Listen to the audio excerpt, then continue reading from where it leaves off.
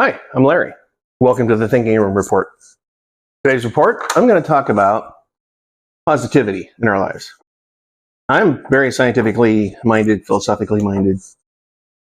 I don't really believe in horoscopes or astrology, that kind of stuff.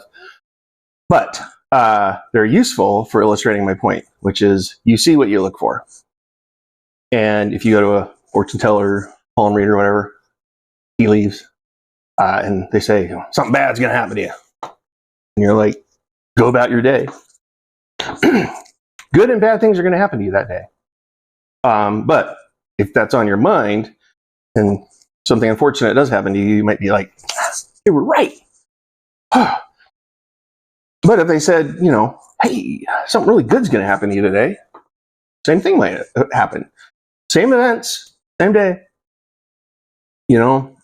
Something good happens and you're like, oh, I bet that was it, So what you're looking for is what you're going to see. I guess was the other way to say what I said. Anyways, so the thing about this is that as you go through your life, opportunities are going to present themselves,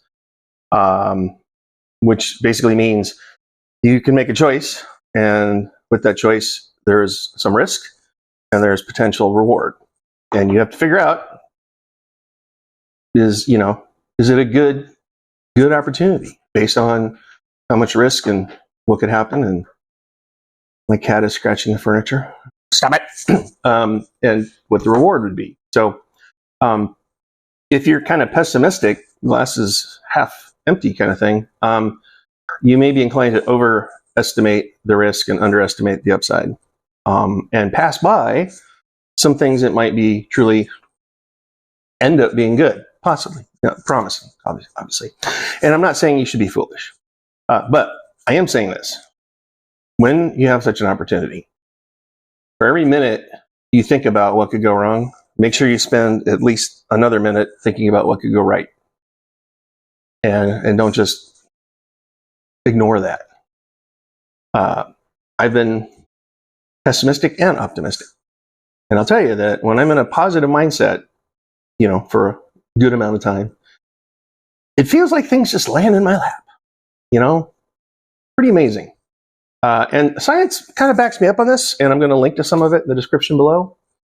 Whether or not you're pessimistic or optimistic could be a result of a short-term mood, but it could also be part of a longer-term habit of thought.